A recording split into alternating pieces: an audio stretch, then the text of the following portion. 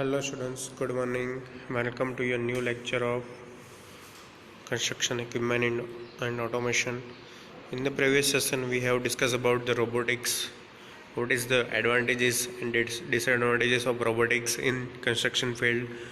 Construction field में कहाँ कहाँ उसका यूज़ हो सकता है. ओके, तो ये सब जो है वो हमने लास्ट टाइम देखा था. तो आज हम देखने वाले हैं कि जो रोबोटिक्स का यूज़ है वो हम ब्रिक लेइंग में कैसे कर सकते हैं. ओके, देखो ब्रिक लेइंग यानी कि जो मतलब वॉल बनाना, कंपाउंड वॉल बनाना, या तो फिर कोई मतलब हाउस की वॉल बनाना. जनरली जैसे देखने जाए तो इंडस्ट्रियल यूज़ के लिए हम ये जो कंपाउंड वॉल है उसके लिए ये कंसेप्ट यूज़ करते हैं. ओके, क्योंकि जो मतलब रेसिडेंशियल जो मकान होता है उसमें क्या होता है कि बहुत कंजेस्टेड प्लेस होता है. तो ऐसे रोबोट्स जो है वो हम जो रोबोट्स है वो ऐसे कंजेस्टेड प्लेस में मतलब हम उसे प्लेस नहीं कर सकते हैं, उसे सेट नहीं कर सकते हैं. ओके, तो इंडस्ट्रियल पर्पज़ के लिए सबसे ज़्यादा ब्रिक लेइंग में हम रोबोट्स का यूज़ करते हैं. एक तो उसका रीज़न ये है कि जो वॉल होती है कंपाउंड वॉल वो बहुत ही मतलब लंबी होती है और डिपेंड करती है इंडस्ट्री के ऊपर कि वो इंडस्ट्री कितनी बड़ी है. तो कंपाउंड वॉल जो होती है वो मतलब ऑल साइड्स जो है कवर करती है इंडस्ट्री की, तो वो हाइट पे भी बड़ी होती है और लेंथ पे भी बड़ी होती है. तो ऐसे टाइडियस वर्क को जल्दी से फिनिश करने के लिए हम रोबोटिक्स का यूज़ जो है वो कर सकते हैं. ओके, तो आज हम इसके रिगार्डिंग पढ़ने वाले हैं ये लेक्चर में. तो आइए स्टूडेंट्स देखते हैं क्या होता है ब्रिक लेइंग में. इसका इंट्रोडक्शन लिखा है कि कैसे हो सकता है. तो उसमें है one of the main challenges the construction industry faces is a low productivity compare to the other industries. देखो अभी के जो करंट सिचुएशंस है उसमें प्रोडक्टिविटी सबसे इम्पोर्टेंट चीज़ है कोई भी इंडस्ट्री के लिए. अब कंस्ट्रक्शन जो इंडस्ट्री है उसकी प्रोडक्टिविटी लो है as compare to other industries. Productivity could be understood as the ratio of the output to input of a given process. Productivity कैसे मेज़र करते हैं? तो वो जो है वो रेशियो है आउटपुट और इनपुट का. कितना मतलब हम इनपुट दे रहे हैं, कितना आउटपुट हमें मिल रहा है, वो दोनों के हिसाब से जो मतलब है जो है वो एफिशिएंसी तैयार होती है और वो एफिशिएंसी को हम प्रोडक्टिविटी बुलाते हैं. ओके, तो ये सारी चीज़ें जो है वो हमें याद रखनी है. ये थी मतलब प्रोडक्टिविटी के regarding. The construction sector uses a considerable number of resources like human, material, equipment etcetera, and waste occurs along the construction value chain until the final delivery. तो कंस्ट्रक्शन सेक्टर जो है उसमें बहुत सारे रिसोर्सेज जो है वो हम यूज़ करते हैं, जैसे कि ह्यूमन्स है, ह्यूमन पावर है, मटेरियल है, इक्विपमेंट है. ये सब जो है वो मेन मतलब हमारे रिसोर्सेज है. ओके, तो ये सारे रिसोर्सेज हम यूज़ करते हैं. और वेस्ट जो होता है यानी मटेरियल का जो वेस्ट होता है वो अप टू लेके यानी कि स्टार्ट से लेके एंड तक प्रोसेस में डिलीवरी टाइम तक होता रहता है. ओके, तो ये सारी चीज़ें जो है वो रिलेट करती है कंस्ट्रक्शन इंडस्ट्रीज़ को. Labour efficiency is low and work quality and control are insufficient which result in a high accident rate on site. देखो लेबर की एफिशिएंसी जो होती है वो लो होती है, क्योंकि लेबर क्या होते हैं कि वो इलिटरेट पीपल होते हैं, वो इतने पढ़े लिखे नहीं होते हैं. तो उनको समझ में सब आता है टेक्निकल, लेकिन जो मतलब सेफ्टी और सिक्योरिटी जो है वो उनकी मेंटेन नहीं होती, और उसकी वजह से क्या होता है कि ऑन साइड जो एक्सीडेंट होते हैं वो सबसे ज़्यादा होते हैं. अब देखते हैं रोबोटिक्स कंस्ट्रक्शन में कैसे यूज़ हो सकता है, या तो फिर कंस्ट्रक्शन में रोबोटिक्स अगर यूज़ कर रहे हैं तो आपको किन किन चीज़ों पे मतलब एम्फेसिस देना है वो देखते हैं. Robotics are viewed as a potential solution to improve the construction industry efficiency, मतलब प्रोडक्टिविटी. ओके, यहाँ पे एफिशिएंसी का मतलब प्रोडक्टिविटी होगा. तो रोबोटिक जो है उसे हम एक पोटेंशियल सॉल्यूशन के तौर पे देखते हैं. क्या इम्प्रूव करने के लिए? तो कंस्ट्रक्शन इंडस्ट्रीज़ की प्रोडक्टिविटी या तो एफिशिएंसी इम्प्रूव करने के लिए. देखो कंस्ट्रक्शन इंडस्ट्री की प्रोडक्टिविटी को हम कैसे मेज़र करेंगे कि हम पर डे में कितना वर्क कर सकते हैं by using labour, and other thing is by using robot like equipments. Okay, तो सीधी सी बात है, जाहिर बात है कि रोबोटिक्स का अगर आप यूज़ करोगे तो आपका जो मतलब पर डे का जो मतलब कॉस्ट होता है वो तो बढ़ेगा ही, लेकिन उसके साथ साथ जो आपको फ़ायदा होगा वो ये होगा कि आप जो मतलब इक्विपमेंट यूज़ कर रहे हो लेबर के की जगह पे, तो वहाँ पे आपकी एफिशिएंसी बढ़ेगी, आपकी प्रोडक्टिविटी बढ़ेगी। पर डे में लेबर जितना काम करता है, जितना काम टोटल करता है, उतना एक इक्विपमेंट, एक रोबोट जो है वो उससे ज़्यादा भी कर सकता है। ओके, तो इस तरह से आपकी प्रोडक्टिविटी मेजर होगी सिविल इंजीनियरिंग इंडस्ट्रीज में।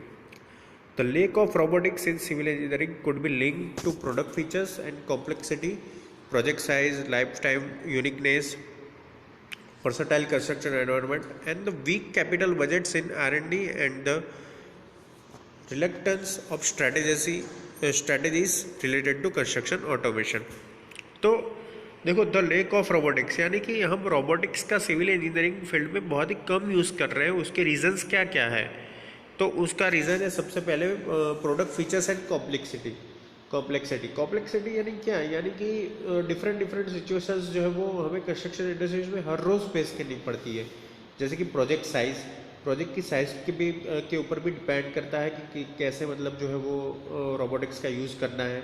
Life time and uniqueness. Okay, तो देखो लाइफ टाइम में क्या होता है कि उनकी लाइफ टाइम कैसी है, किसी की कोई प्रोजेक्ट की लाइफ टाइम शॉर्ट होती है, कोई प्रोजेक्ट की लाइफ टाइम लंबी होती है, तो उसके हिसाब से भी हमें मतलब जो है वो प्रिपेयर करना पड़ता है। वर्सटाइल कंस्ट्रक्शन इक्विपमेंट भी वर्सटाइल टाइप के होते हैं, यानी कि डिफरेंट टाइप्स के होते हैं। ओके, तो ये सारी चीज़ों को इकट्ठा करने के लिए हमें बहुत सारे मतलब जो एक्यूरेसी की है वो ज़रूरत पड़ती है। तो इसकी वजह से भी हम जो रोबोटिक्स है सिविल इंजीनियरिंग में बहुत कम यूज़ कर रहे हैं। ओके, तो ये lack of robotics in civil engineering के रीजंस है कि हमारी इंडस्ट्रीज में, सिविल इंजीनियरिंग इंडस्ट्री में क्यों कम मतलब रोबोट्स यूज़ होते हैं। Okay, the construction sector could not be fully automated using the current available technologies.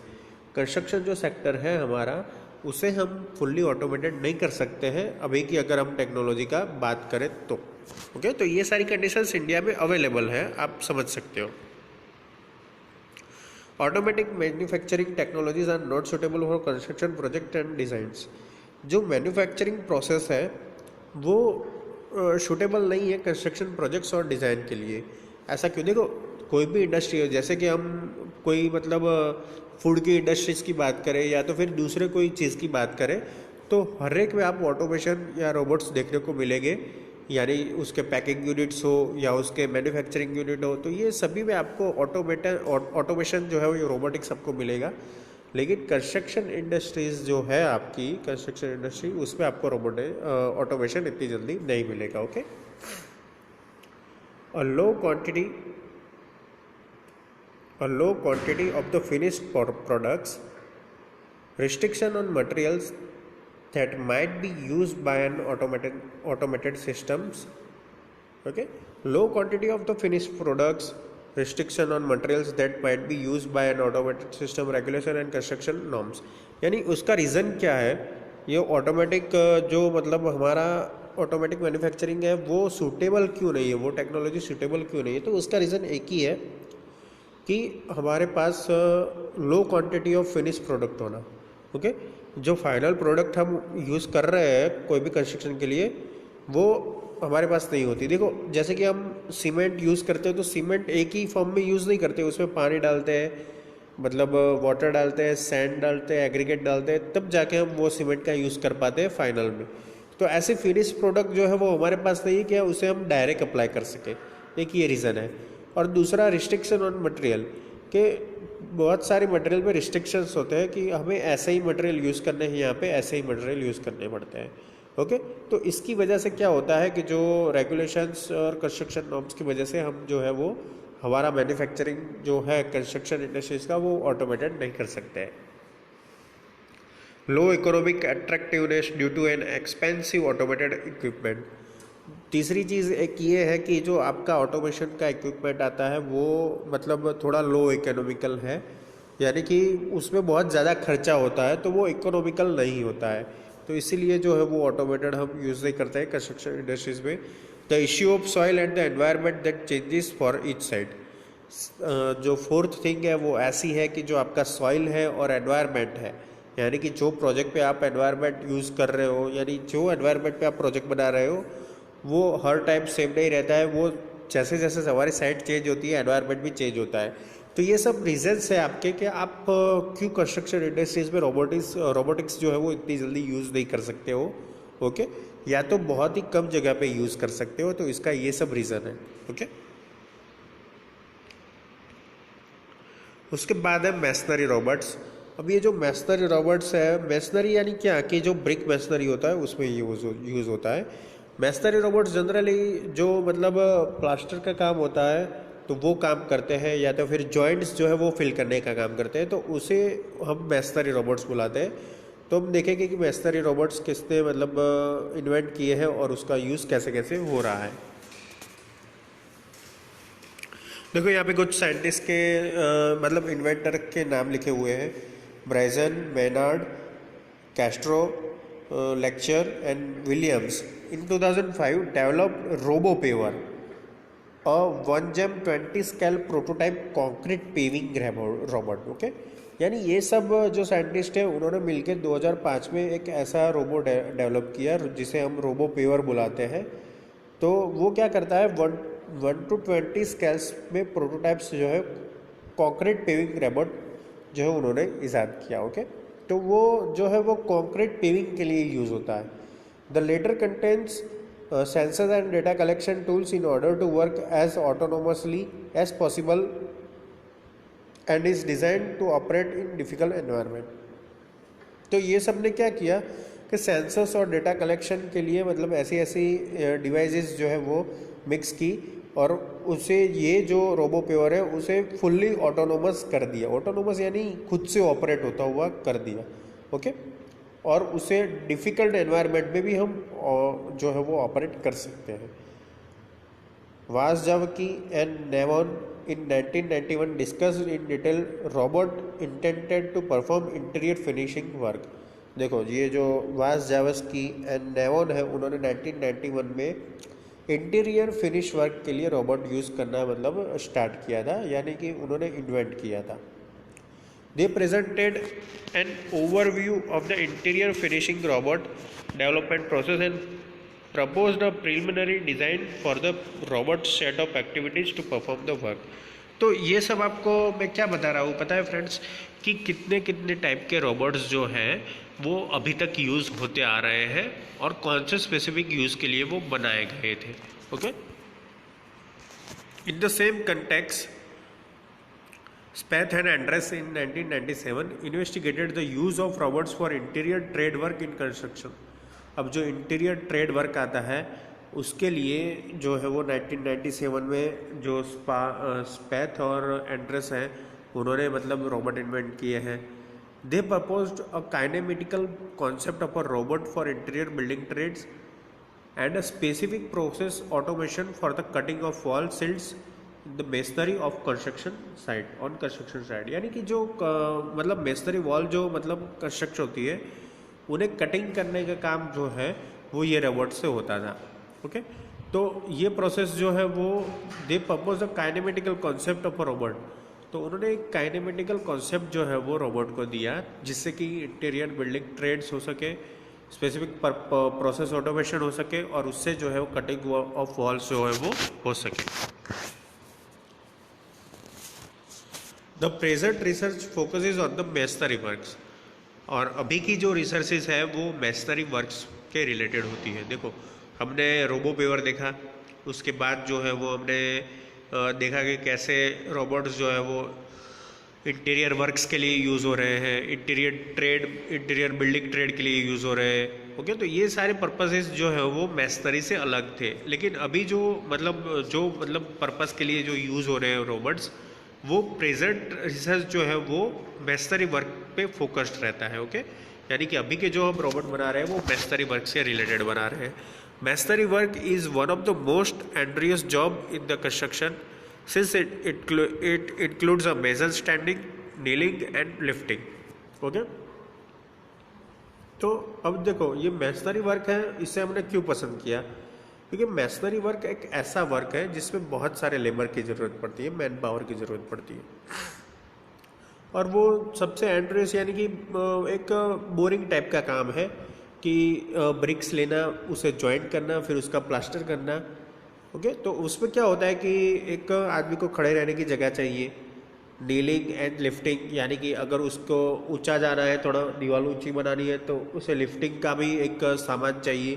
तो ऐसी तरह से वो टाइडियस मेथड हो जाती है। ओके, अगर हम मैन से या तो मैन पावर से कर रहे हैं, तो अभी भी हमारे इंडियन सेक्टर में 90 या 95% सेक्टर ऐसे हैं कंस्ट्रक्शन के जहाँ पे ऐसे मतलब टाइडियस वर्क्स जो है वो होते हैं, ब्रिक से होते हैं। ओके, अदरवाइज जो है वो सारा आरसीसी में ट्रांसफ़र हो चुका है अभी, लेकिन बहुत सारे ऐसे यूनिट्स हैं जहाँ पे हमें ब्रिक लेग जो है वो करना पड़ता है, यानी कि मेसनरी जो है वो बाय मैन जो है वो हमें by human with using human efforts हमें ये करना पड़ता है। ओके, तो ये थोड़ा टाइडियस वर्क है कंस्ट्रक्शन में, मेसनरी वर्क, इसलिए हमारा प्रेजेंटली फोकस रहेगा मेसनरी वर्क्स पे।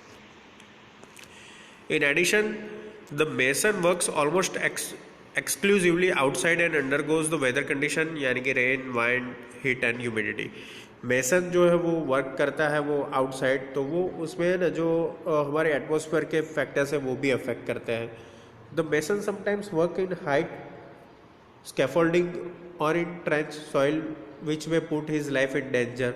अब क्या होता है कि कई बार जो मतलब जो लेबर होता है, हमारा जो मजदूर होता है, वो क्या करता है कि बहुत हाइट पे भी काम करता है स्कैफोल्डिंग पे चढ़ के, या तो फिर अगर सॉइल में अगर ट्रेचेस है यानी कि खड्डे बनाए तो वहाँ अंदर जाके भी काम कर सकता है। तो इससे क्या होता है कि उनकी लाइफ को डेंजर होता है, हाइट पे भी डेंजर होता है और ज़्यादा डेप्थ पे भी डेंजर होता है।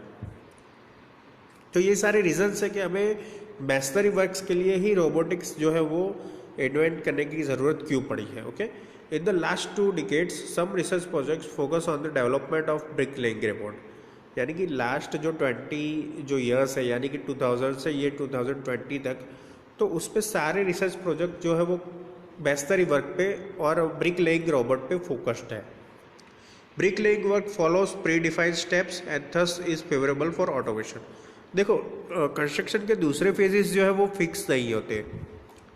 जैसे कि मैं अगर फाउंडेशन करूँ तो फाउंडेशन में फिक्स नहीं होता है कि फाउंडेशन कैसा करना है और किस तरह से करना है। ओके, लेकिन ब्रिक लेइंग जो है वो ऐसा एक स्टेप है हमारा कंस्ट्रक्शन इंडस्ट्रीज का कि उसमें सारे स्टेप्स फिक्स है। जैसे कि पहले मटेरियल कलेक्ट करना है, फिर मटेरियल को एक लाइन में ले करना है, उसको जॉइंट्स बनाने हैं और उसका प्लास्टर करना है।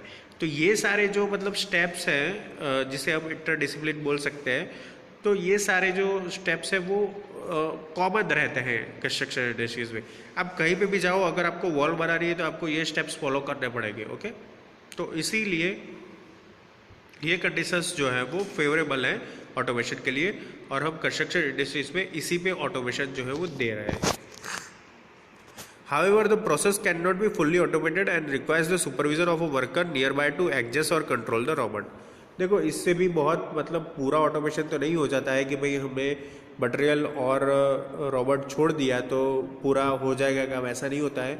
उसे सुपरवाइज करने के लिए भी हमें एक इंसान की ज़रूरत पड़ती है कि अगर रोबोट को एडजस्ट और कंट्रोल करना हो या उसे ऑपरेट करना हो तो उसके लिए एक आदमी की तो ज़रूरत पड़ती है। लेकिन जो हमें 20-25 लेबर की टीम चाहिए कोई भी वॉल कंस्ट्रक्शन करने के लिए, ऐसी ज़रूरत हमें रोबोट के किस्से में नहीं पड़ती है। ओके, ये सारी चीज़ें हैं जो कंस्ट्रक्शन इंडस्ट्रीज में हमें ध्यान में रखनी चाहिए by using automation using robots.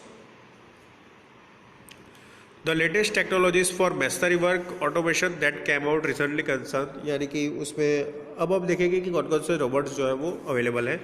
The Australian Hadrian X robot that closely resemble to a truck train, figure number 2 में वो आपको मैं दिखाऊंगा। तो ऑस्ट्रेलियन एक रोबोट है Hadrian X. The robot is capable of laying bricks with a high accuracy thanks to a laser guidance system. तो इसमें क्या होता है कि रोबोट में एक लेज़र गाइडेंस सिस्टम होती है, जिससे कि रोबोट जो है वो लेइंग ऑफ ब्रिक्स जो करता है वो लेज़र गाइडेंस सिस्टम्स की मदद से। It is also able to work on almost any block size, वो कोई भी ब्लॉक्स हो, यानी कि अगर ब्रिक्स की जो साइज़ है वो डिफरेंट होती है तो वो डिफरेंट साइज पे भी ऑपरेट कर सकता है। The advantage of such a design is the flexibility in mobility. The robot can work under difficult circumstances linked to environment. और बहुत सारी एनवायरनमेंट कंडीशंस पे भी ये ऑस्ट्रेलियन जो रोबोट है हाइड्रियन एक्स रोबोट जो है वो काम कर सकता है। ओके, तो आप फिगर 2 में ये देख सकते हो कि ये एक ऑन साइट वर्क करता है, एक हैंड्रियान है जो एक क्रेन जैसा लगता है, जिसमें यहाँ से ब्रिक्स जो है वो सप्लाई होती है और यहाँ से जो है वो ब्रिक ले होती है। आप यहाँ पे ब्लॉक्स देख सकते हो कि कैसे ब्लॉक्स जो है वो अरेंज कर रहा है। ओके, तो इसमें आप समझ सकते हो कि आपको कोई मतलब दूसरे चीज़ों की ज़रूरत नहीं पड़ती है। ओके, खाली मटेरियल और ये मशीन लगा दिया और एक ऑपरेटर लगा दिया तो आपका जो वॉल है वो रेडी हो जाएगा। ओके, सेकंड जो रोबोट है वो सैम 100 है, जिसका पूरा नाम है semi automated machine from construction robotics. The robot successfully pass the prototyping phase and is now commercially available. तो इसमें जो प्रोटोटाइप का फेज होता है, देखो कोई भी रोबोट बनाने से पहले उसका प्रोटोटाइप्स होता है, बहुत सारे टेस्ट होते हैं, तो ये सारे टेस्ट जो है वो प्रोटोटाइप से जो है वो सैम 100 ने पास कर लिए हैं और वो इन फ्यूचर यानी कि बहुत ही शॉर्ट समय में, शॉर्ट टाइमिंग वो कॉमर्शियली भी अवेलेबल हो जाएगा। Figure 3 shows a utilization of SAM 100 on site. This robot is by far the most complete machinery robot realized until now. यानी अभी तक का ये फुल्ली ऑटोमेटेड रोबोट है, उसे हम ऐसे बुला सकते हैं। Okay, it can lay bricks with precision and includes the binder in the process of laying as well. देखो वो ब्रिक्स को जो है वो ले तो कर सकता है, उसके साथ साथ उसे बाइंड भी कर सकता है। ओके, तो ये एक अच्छी चीज़ है ये सैम 100 की। SAM 100 is capable of laying 800 to 1200 bricks per day, यानी कि 800 से 1200 जितनी वो ब्रिक जो है वो लेइंग कर सकता है वो एक ही दिन में। The robot performs in a straight line with a limited height capacity. Robot एक लाइन में ही वर्क करता है, स्ट्रेट लाइन में वर्क करता है और लिमिटेड हाइट से वर्क करता है। सैम 100 कॉस्ट अराउंड $500 और 442 यूरोज, यानी उसका जो है वो रेंज लिखा है। देखो ये सारे जो है वो बाहर के कंट्रीज पे ईजाद हुए हैं, तो उसका जो खर्च होगा वो पर डे का $US में या तो यूरोज में होगा, पाउंड्स में होगा। ओके, तो आइए अब फिगर देखते हैं सैम 100 की। देखो यहाँ पे वॉल बनानी है। ओके, तो ये सैम 100 है जिसमें मटेरियल ऐसे यहाँ पे डाला जाता है, फिर ये रोबोट मटेरियल उठाता है और ऐसे करके जो है वो मटेरियल जो है वो रखता है और उसको साथ साथ पे आप देख सकते हो कि ये जो बाइंडिंग मैंने कर्सर पे दिखा रहा हूँ वो बाइंडिंग भी जो है वो इसी रोबोट से हो रहा है। ओके, आप देख सकते हो कि सारे जो वर्कर्स है, इंजीनियर्स है, वो बाहर खड़े हुए हैं, वो खाली मटेरियल सप्लाई का काम कर रहे हैं, बाकी रोबोट जो है वो पूरा काम कर रहा है। ओके, तो ये एक बहुत ही अच्छा रोबोट है सैम 100 सेमी ऑटोमेटेड मशीन, जिसका नाम है वो हैंड्रियन एक्स से भी काफ़ी बढ़िया है। ओके, तो ये सारे जो रोबोट्स हैं वो हम यूज़ कर रहे हैं नाउअडेज ब्रिक लेइंग के लिए। ओके, तो इसके आज यहाँ तक रखते हैं स्टूडेंट्स, और इसके बाद हम देखेंगे कि कैसे जो है वो हम ये टेक्नोलॉजी जो है वो कैसे इन्वेंट हो सकती है, वो नेक्स्ट टॉपिक पे देखेंगे। Okay students, thank you for watching and keep watching for updating videos of construction equipment and automation. Thank you.